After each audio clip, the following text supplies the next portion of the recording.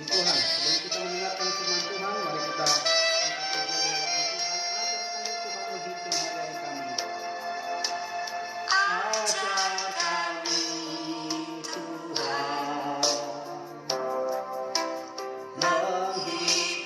hari-hari, agar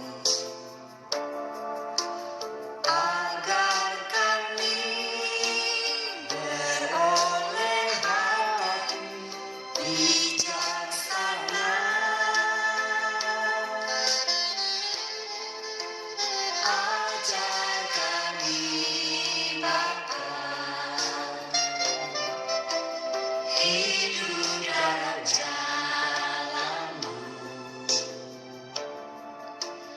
agar semua rencana-Mu digenapi. Mulialah nama-Mu Tuhan, dan ajaib jalan-Mu. Bimbing kami di setiap waktu. Besar setiamu Tuhan, agunglah kekayaan-Mu. Yesus, kami bersyukur padamu. Haleluya. Mari kita berdoa. Ajar kami Tuhan menghitung hari-hari kami, agar kami memperoleh hati yang bijaksana. Ajarlah kami Tuhan untuk kami hidup dalam kebenaran firman-Mu. Ajar kami untuk sungguh-sungguh setia, taat, menghormati Engkau. Pada pagi hari ini Tuhan, kami mau mendengarkan firman-Mu. Biar saat kami mendengarkan firman-Mu, kami memperoleh sukacita. Saat kami mendengarkan firman-Mu, kami memperoleh kemenangan. Saat kami mendengarkan firman-Mu, kami memperoleh kelepasan daripada Engkau. Dan saat kami mendengarkan firman-Mu, kami percaya kami semakin diberkati oleh Tuhan. Terima kasih Yesus. Kami siap mendengarkan firman-Mu. Berbicaralah bagi kami semua. Di dalam nama Yesus Kristus kami berdoa. Haleluya. Amin. Salam Bapak Ibu yang saya kasih di dalam Tuhan kita Yesus Kristus. Pagi hari ini kita bisa kembali beribadah pagi minggu ini oleh karena pertolongan Tuhan. Tema khotbah saya pagi hari ini adalah hidup bijaksana di setiap tanggung jawab yang dipercayakan. Hidup bijaksana di setiap tanggung jawab yang dipercayakan. Bapak Ibu yang saya kasih di dalam Tuhan, arti bijaksana di dalam kamus bahasa Indonesia selalu menggunakan akal budinya, pengalamannya dan pengetahuannya arif, tajam pikiran atau sangat jeli, pandai dan hati-hati, cermat, teliti. Kepandaiannya menggunakan akal sehat, kecakapannya bertindak apabila menghadapi kesulitan. Ini pemahaman atau arti di dalam bahasa kamus bahasa Indonesia, kamu bahasa Indonesia. Nah, ada satu pernyataan yang mengatakan bahwa orang bijaksana adalah orang yang mengutamakan Tuhan dalam hidupnya. Orang yang bijaksana adalah orang yang peduli terhadap sesama, tidak mementingkan diri sendiri. Orang yang bijaksana adalah orang yang tidak menjerat orang lain dan juga tidak terjerat. Orang bijaksana adalah orang yang menguntungkan orang lain dan tidak merugikan diri sendiri juga. Orang yang gampang memahami orang lain, walaupun kadangkala orang lain tidak memahami dia. Di dalam Amsal pasal yang ke-14 ayat ke-17 yang mengatakan begini. Siapa lekas naik darah berlaku bodoh, tetapi orang bijaksana bersabar. Bapak Ibu yang saya kasih dalam Tuhan, marilah kita belajar untuk hidup bijaksana dalam menjalani hidup sehari-hari.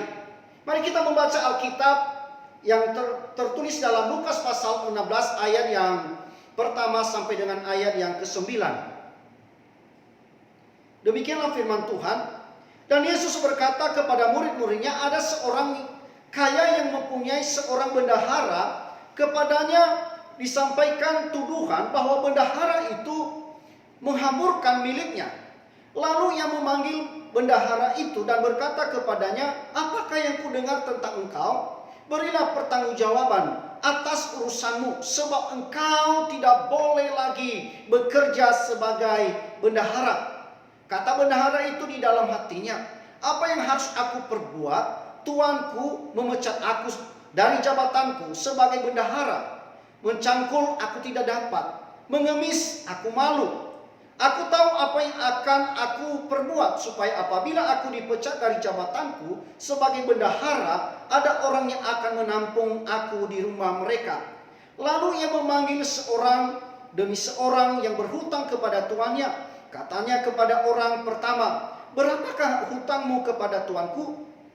Jawab orang itu, 100 tempayan minyak. Lalu katanya kepada orang itu, inilah surat hutangmu.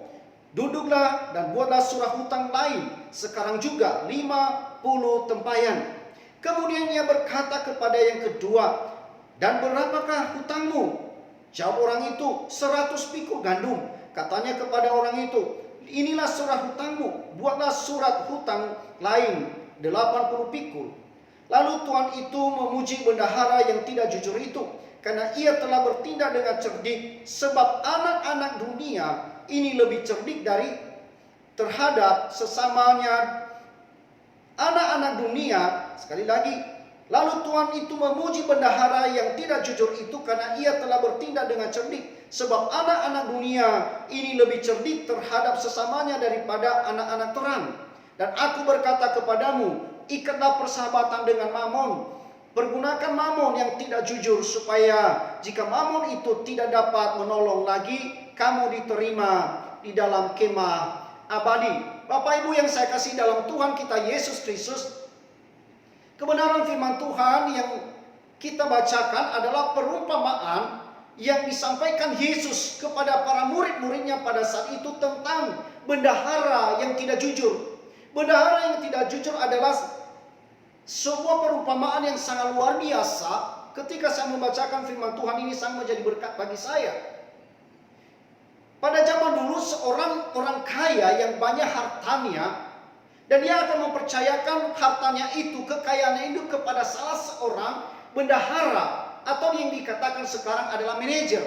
Bapak Ibu, ketika mempercayakan seluruh hartanya kepada bendahara itu dengan sepenuhnya, maju mundurnya sesuatu usaha atau milik tuannya adalah tanggung jawab daripada si bendahara ini atau manajer ini. Dan bendahara ini, saudara, menjalankan tugasnya yang sangat luar biasa, banyak hasil. Ya, banyak hasil. Lalu karena banyak hasil, lalu dia menghambur-hamburkan uang tuannya. Lalu tuannya mendengarkan cerita tentang bendahara ini, bahwa dia menggunakan uang tuannya dengan seenaknya, kata lain korupsi, saudara. Lalu tuannya apa? Yang dia lakukan adalah memanggil bendahara ini dan memecat bendahara ini. Yang kemudian, saudara, bendahara yang tidak jujur ini, ia berkata pada dirinya, seperti ayat firman Tuhan tadi yang sudah kita bacakan, kalau aku dipecat oleh tuanku, kalau dipecat saya oleh tuanku, kalau bekerja mencangkul aku tidak bisa. Kalau aku meminta-minta, apalagi lebih malu lagi. Saudara, perhatikan baik-baik. Bendahara yang tidak jujur ini, ia menggunakan kecerdikannya, ia menggunakan ilmu bisnisnya, ia menggunakan ilmu dalam berdagang, saudara. Kenapa? Ketika dia dipercayakan usahanya, tuannya kepada dia, semua itu, segala sesuatu itu dia yang mengelola. Ketika semua surat-surat utang daripada yang berhutang kepada tuannya, dia yang memegang, dia yang bertanggung jawab, saudara. Dan yang dia lakukan, saudara, adalah dalam kecerdikannya, dia memanggil orang-orang yang berhutang kepada tuannya. Yang pertama yang berhutang 100 tempayan minyak, saudara. Orang yang berhutang 100 tempayan minyak itu adalah diperkirakan saudara adalah 868 galon minyak saudara. Dan kalau dihitung saudara, 100 tempayan minyak itu adalah diperkirakan adalah 3.946 liter. Lalu dia menggunakan kecerdakannya dan memanggil orang tersebut. Dia mengatakan, berapa hutangmu? 100 tempayan minyak. Inilah surah hutangmu, buatlah surah hutang yang lain. Tulis 50 tempayan minyak. Secara Bapak Ibu, secara logika orang yang berhutang kepada tuannya pasti senang. Tetapi yang rugi siapa? Tuannya. Demikian juga yang kedua, yang berhutang kepada tuannya adalah 100 baku gandum saudara. Dia mengatakan, inilah surat hutangmu. Tulis lagi surah hutang yang lain, 80 galon gandum. Artinya saudara, dia memberikan diskon. Inilah kecerdikan daripada bendahara yang tidak jujur ini. Nah, yang kemudian saudara, yang kita lihat lagi di dalam ayat yang ke-8, Tuhan yang mempunyai kekayaan ini memuji kecerdikan daripada bendahara yang tidak jujur ini. Bukan berarti dia setuju pada perbuatan menghambur-hamburkan uang tuannya. Karena dikatakan di dalam ayat yang ke-8 tadi, lalu Tuhan itu memuji bendahara yang tidak jujur itu karena ia telah bertindak dengan cerdik. Saudaraku yang dikasihi oleh Tuhan, kecerdikan ilmu ekonominya, ilmu bisnisnya, dia gunakan, dia manfaatkan. Inilah orang-orang dunia saudara di dalam hal berbisnis. Ya. Tetapi ada sisi lain yang akan kita pelajari nantinya dari kecerdikan daripada bendahara yang tidak jujur ini. Saudaraku, mari kita melihat apa yang diberikan oleh tuannya ini kepadanya. Bendahara yang tidak jujur ini adalah sebuah tanggung jawab. Kita sebagai anak-anak Tuhan, kita setiap orang yang ada di dalam dunia ini tentu memiliki banyak tanggung jawab. Ada tanggung jawab yang dipercayakan bagi kita semua. Kalau dia sebagai anak sekolah, tentu ada tanggung jawabnya belajar dengan sungguh-sungguh sampai dia berhasil lulus. Kalau dia orang bekerja, pasti ada tanggung jawab yang dipercayakan kepadanya di dalam sebuah perusahaan. Ada sebuah tanggung jawab di suatu pekerjaan untuk menghasilkan hasil yang lebih baik, yang lebih besar daripada sebelumnya, yang dituntut kepada dia. Demikian juga kita sebagai orang yang sudah berkeluarga, ada tanggung jawab kita yang dipercayakan kepada kita, yaitu yang memiliki anak, untuk membimbing anak-anak, untuk mengajarkan mereka dan takut akan Tuhan. Tanggung jawab kita sebagai suami istri. Saudaraku, setiap kita memiliki tanggung jawab. Setiap kita memiliki pekerjaan yang harus kita pertanggungjawabkan suatu kelak. Baik di dunia ini, apalagi di hadapan Tuhan. Saudara, dalam akhir-akhir ini harus kita memperhatikan segala sesuatu yang kita lakukan, segala sesuatu yang kita kerjakan, pada suatu saat akan kita pertanggungjawabkan di hadapan Tuhan apa yang kita perbuat, apa yang kita lakukan. Seperti Tuhan yang mempunyai kekayaan tadi yang mempercayakan hartanya kepada bendahara yang tidak jujur ini. Suatu ketika dia bertanya, mana pertanggungjawabanmu? Kalau saudara sekarang ini sedang senang-senang, tidak ketahuan ketika engkau korupsi di dalam satu perusahaan. Kalau engkau saudara sedang duduk di pemerintahan, engkau korupsi tidak diketahui oleh orang banyak. Tetapi suatu saat engkau akan mempertanggungjawabkan itu di hadapan Tuhan. Saudaraku, mari kita merenungkan tanggung jawab kita masing-masing. Baik di dalam pekerjaan, di dalam rumah tangga, baik sebagai pelajar. Tanggung jawab saudara dibutuhkan dedikasi yang tinggi, komitmen, kedisiplinan. Tanggung jawab dibutuhkan hati yang sabar. Tanggung jawab adalah tidak menyalahkan orang lain. Tanggung jawab berkata-kata yang penuh kebijaksanaan. Saudara, mari kita belajar dari kehidupan orang bendahara yang tidak jujur ini. Ada sesuatu hal yang kita harus pelajari dari kehidupan orang atau bendahara yang tidak jujur ini. Ia tidak menghadapi, ia tidak mau meratapi nasibnya yang atas putusan tuannya. Dia harus dipecat dari jabatannya.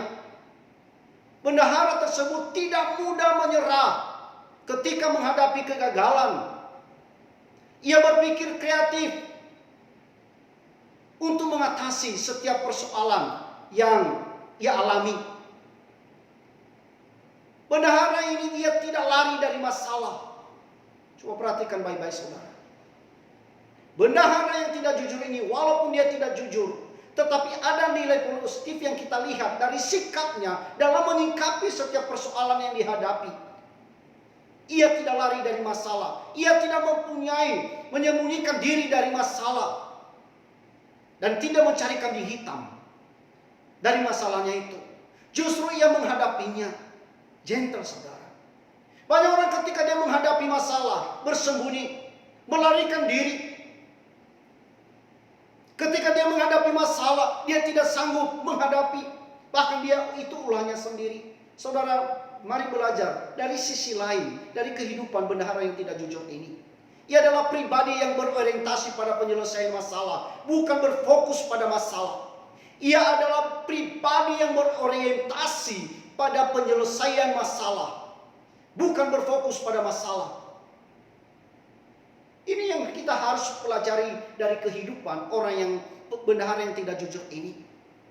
Ia menggunakan uang menjadikan modal dalam pertemanan, supaya ada teman dan kawan yang akan menolongnya pada suatu saat ia susah. Perlu saudara, kita membangun hubungan persahabatan dalam hal mamon, tetapi juga harus benar-benar tulus. Lantas apa yang bisa kita lakukan agar bisa hidup bijaksana di setiap tanggung jawab yang dipercayakan kepada kita? Yang kemudian saudara, bertindak cerdik tetapi tulus di setiap tanggung jawab yang dipercayakan kepada kita. Ada ungkapan yang mengatakan, cerdik tanpa ketulusan adalah penipu. Ketulusan tanpa cerdik akan mudah kena tipu. Saudaraku, di dalam Matius pasal 10 ayat yang ke-16 berkata demikian, lihat aku mengutus kamu seperti domba ke tengah-tengah serigala. Sebab itu hendaklah kamu cerdik seperti ular dan tulus seperti merpati. Artinya kita harus cerdik dan tulus dalam bekerja agar tidak terjerat dan dijerat. Kita harus cerdik dan tulus melakukan segala sesuatu agar kita tidak melakukan dosa dan mendatangkan kutuk atas kita sendiri. Perlu kecerdikan, tetapi harus tulus. Bapak Ibu yang saya kasihi di dalam Tuhan, jangan kita menggunakan kecerdikan hanya cerdik saja, tetapi tanpa ketulusan akan mengakibatkan hal yang fatal. Orang-orang dunia cerdik, hari ini teman, besok jadi musuh. Dalam dunia bisnis juga digunakan hal demikian. Dia menggunakan kecerdikan tanpa ketulusan. Tetapi kita sebagai anak-anak Tuhan harus cerdik tetapi harus tulus. Dengan tujuan supaya memuliakan Tuhan. Kita tidak terjerat dan juga kita tidak menjerat orang lain. Apa yang bisa kita lakukan agar bisa hidup bijaksana di setiap tanggung jawab yang dipercayakan kepada kita? Bersikap optimis. Bersikap optimis dan tidak mudah menyerah pada situasi yang sulit yang kita alami. Miliki motivasi yang benar dalam berbagai pekerjaan dan usaha yang kita lakukan. Apa yang bisa kita lakukan agar bisa hidup bijaksana di setiap tanggung jawab yang dipercayakan bagi kita? Mengerjakan segala sesuatu seperti untuk Tuhan dan bukan hanya mengejar keuntungan diri sendiri. Apa yang harus bisa kita lakukan agar bisa hidup bijaksana di setiap tanggung jawab yang dipercayakan bagi kita, menggunakan harta kekayaan yang kita punyai sebagai alat untuk berbagi, memberi dan menolong orang lain, dan untuk memuliakan Tuhan. Memandang segala harta yang dipercayakan sebagai tugas sementara yang harus kita dipertanggungjawabkan kepada Tuhan.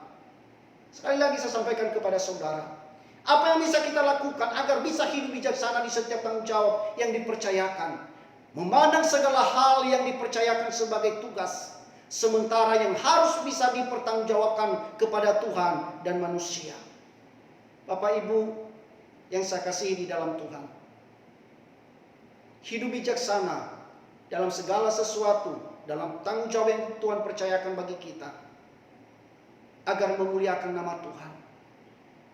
Dan sebagai akhir renungan bagi kita pada siang hari ini, apapun alasannya, bagaimanapun situasinya, maka Tuhan tidak pernah menyetujui kita berlaku tidak jujur dan menganggap remeh setiap tanggung jawab yang dipercayakan kepada kita. Seperti bendahara yang tidak jujur ini, mempergunakan harta tuannya dengan sewenang-wenang, korupsi. Tuhan mengajarkan kepada kita bukan hanya bersikap cerdik, tetapi juga tulus dalam berbagai kesempatan yang kita jalani ini. Waspadalah untuk tidak mengikatkan diri pada harta yang kita miliki, namun pergunakanlah harta itu untuk pekerjaan Tuhan dan membantu sesama. Bijaksanalah dan bertanggung jawablah dalam segala hal yang dipercayakan saat ini, sehingga kita bisa berpikir kreatif, inovatif, dan selektif. Bapak Ibu, pada akhirnya, barang siapa setia dalam perkara kecil, ia juga setia dalam perkara-perkara besar.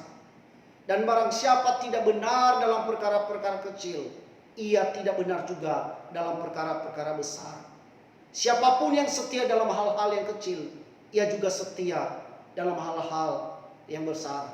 Dalam Lukas pasal 16 ayat 10. Mari setiap kita pagi hari ini belajar untuk bijaksana dalam menjalani setiap kepercayaan yang Tuhan percayakan bagi kita. Tuhan Yesus memberkati. Mari kita berdoa. Terima kasih Tuhan buat kebenaran firman-Mu yang kami dengar. Ketika kami mendengarkan firman-Mu, kami percaya kami orang-orang yang dimerdekakan oleh Tuhan. Ketika kami mendengarkan firman-Mu, kami percaya Engkau jadikan kami menjadi berkat bagi orang lain. Tuhan, kami meminta kuasa-Mu, Roh-Mu yang memimpin kami untuk kami mampu melakukan firman-Mu. Jangan hanya sekedar kami dengar, tetapi jadikan kami menjadi pelaku-pelaku firman-Mu itu. Terima kasih Bapa, berkati seluruh jemaat-Mu, berkati umat-Mu yang telah mendengarkan kebenaran firman-Mu ini. Sempurnakan Tuhan di dalam kuasa Roh Kudus-Mu, di dalam nama Yesus. Tuhan, kami berdoa. Haleluya. Amin. Salam, Tuhan Yesus memberkati.